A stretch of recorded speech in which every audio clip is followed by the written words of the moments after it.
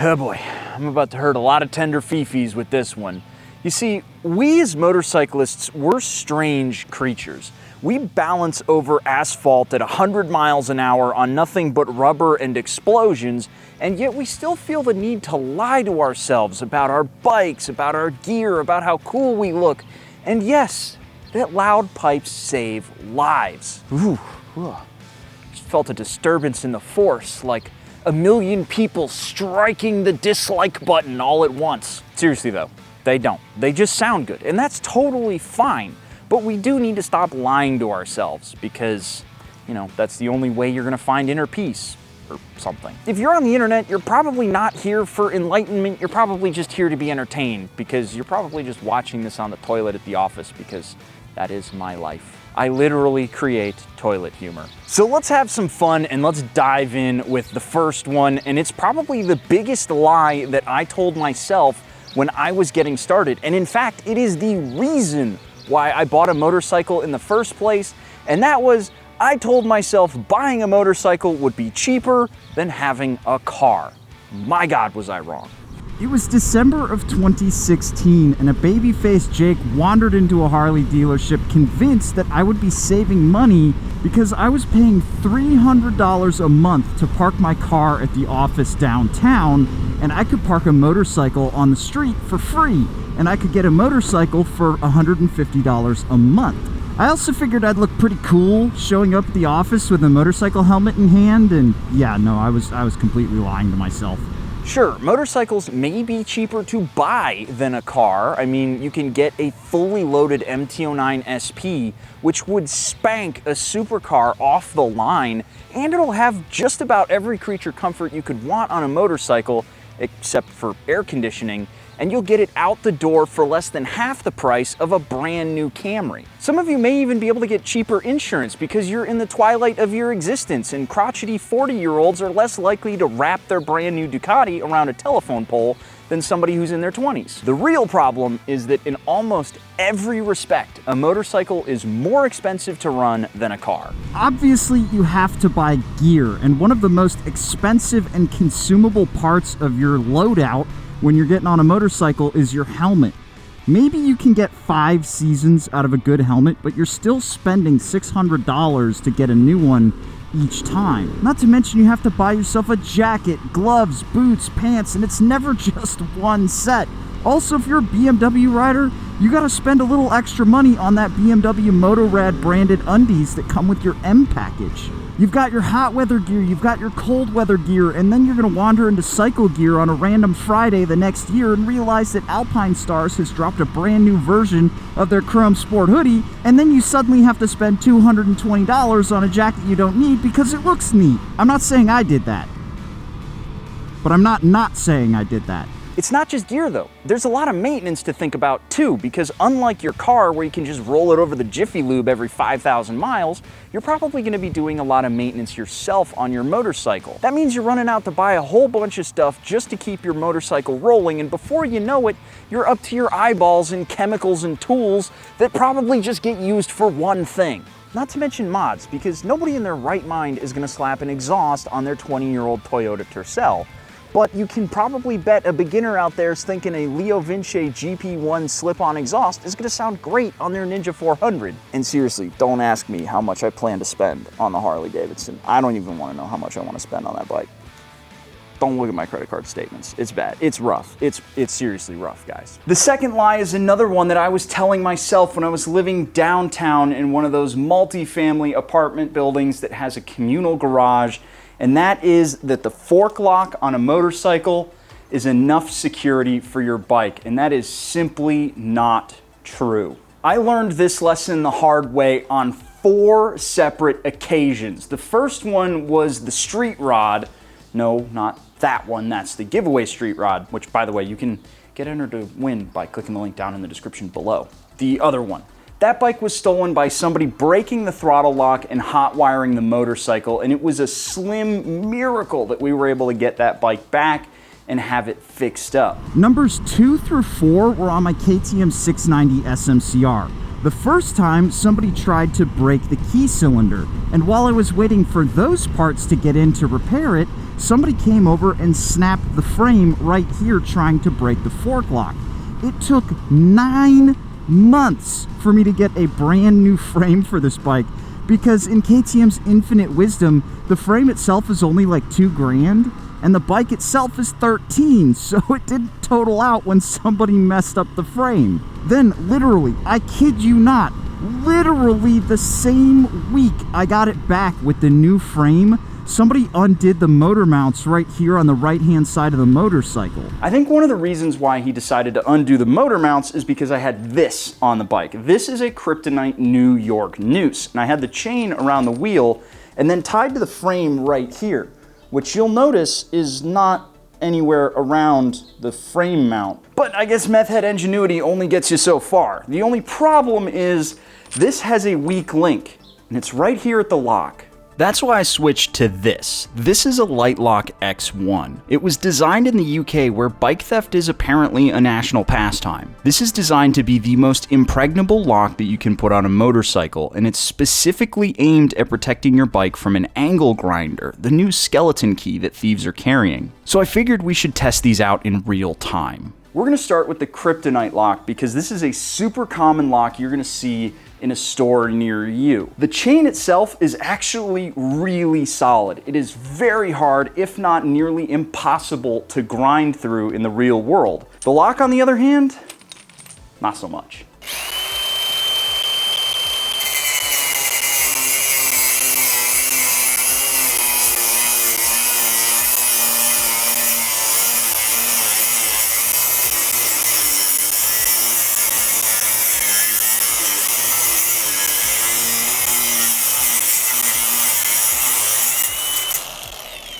By comparison, the Lightlock X1 is a beefy U-lock made out of high tensile steel and coated in their in-house coating Baronium, which they claim causes it to chew through discs much faster.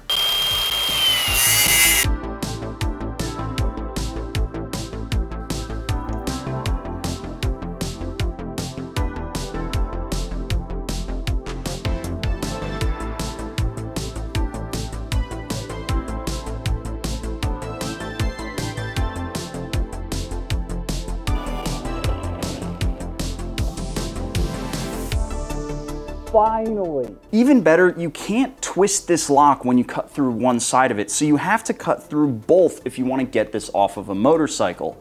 And when it comes down to theft, it's all about time. And that right there is the key. There is no foolproof, guaranteed way to protect your motorcycle from theft. If somebody wants your bike bad enough, they're going to take it. As bad as it sounds, what you're trying to do is when that thief comes shopping for their next free motorcycle in your garage, you need to make your bike look as hard to steal as humanly possible so that they look to the next one. It's an unfortunate reality, but it is the reality. Now, Lightlock did sponsor this video, and I decided to work with them for a few different reasons. First and foremost, they take your bike's safety very seriously. Secondly, this is a diamond rated lock on Sold Secure, which is a completely independent rating board where all they do is test the strength of locks. In fact, you don't have to take my word for it. You can click the link down in the description below, put your lock in there and see what it's rated and compare it against this X3 right here. And if you want to win one of these for free, there's another link down in the description below where you can get entered, or you can pick one of these things up for $20 off by using the code SPIKESCORNER. This is a serious investment in your motorcycle's security, and it's something you don't want to buy after your bike has already been stolen. Next up, I want to mention a lie that people perhaps tell themselves to avoid getting on a motorcycle in the first place. And that is, if they touch a motorcycle just once, they're going to burst into flames, explode, and implode all at the same time. Riding a motorcycle is not a death sentence, but motorcycles are as dangerous as you choose to make them. Let me start with the first half of that statement. Now, I could go riding a motorcycle like this in a t-shirt, cargo shorts, and flip-flops. And I'm not gonna lie, every now and again, when it's super hot outside and I don't wanna walk the half a mile there and back to my mailbox, I will just hop on a bike in whatever I'm wearing. With the sole exception of flip-flops. I never ride a motorcycle in flip-flops because that is a recipe for disaster. Because, I mean, just the idea of towing a shifter in something other than a closed-toed shoe sounds terrible to me. However, when I'm actually going out to ride, I always look like this.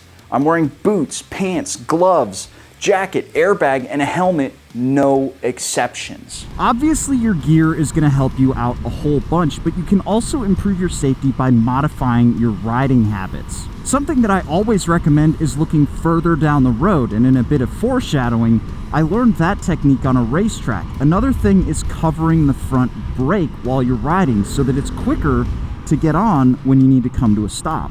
Then there's also just not speeding. And I know, it's damn near impossible on a motorcycle, but just maybe try to speed a little bit less. It's also worth pointing out, you don't need to go through a school zone at 100 miles an hour. You could just cruise through it in a higher gear, and then when you get 200 yards past the school, you drop a gear and disappear. Remember, kiddos, if you can pick your moments, it is possible to squid responsibly. The fourth lie I know some people are telling themselves right now is, I know everything I need to know about riding a motorcycle. Sure, whatever you say, buddy. I know that some people out there have been riding a motorcycle longer than most of us have been alive. And sure, scooting down the highway for 1,000,000 miles might feel good, but it does not a good rider make. I'm sorry, that's just the truth. But how do I know that's a lie?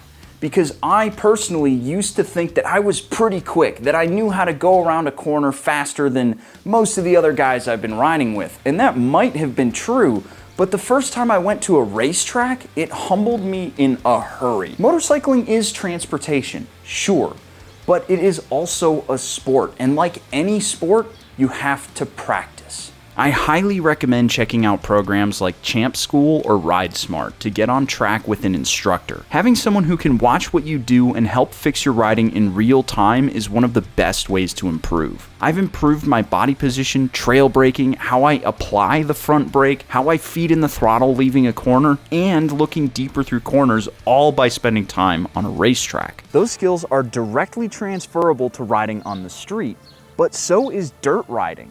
If you've never felt the limit of traction, you're not going to know how to react when your bike starts sliding out from under you. But if you're in the dirt, you're not having fun if you're not sliding. What a lot of people fail to realize, myself included, for a very long time, is that the mechanics of riding a motorcycle don't really change all that much based on the surface that you're riding on. Practicing in a low grip environment will help you improve on a racetrack. And then when you're riding faster and safer on the racetrack, that'll help you out on the street. If you haven't tried track day riding or riding off-road, I challenge you to try it this season. I promise you it is going to make you a better rider.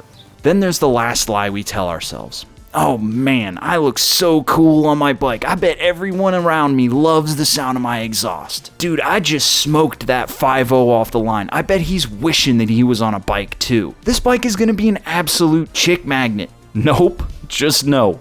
Literally no one cares about your bike, not even other riders. If you don't believe me, go to a bike night and try to hold a conversation with somebody about your motorcycle. They're going to find the first polite off-ramp and leave. Yes, I love my VMAX, and yes, it was featured in a custom motorcycle show, but other than a bunch of old guys who rode VMAXs in the 80s, no one really cares. I mean, just look at the views on the VMAX videos if you're curious. My point here is don't get on a motorcycle because you think it's going to impress people. They genuinely don't care. Just get on a motorcycle because you think it's going to be fun. If you've made it this far in the video, let me know what other lies you've been telling yourself down in the comments below, because it's only when we're honest with ourselves that we can begin the healing process. And while you're down there, don't forget to get yourself entered to win that X3 from Lightlock. And with that, I'll catch you guys in the next one. See you later.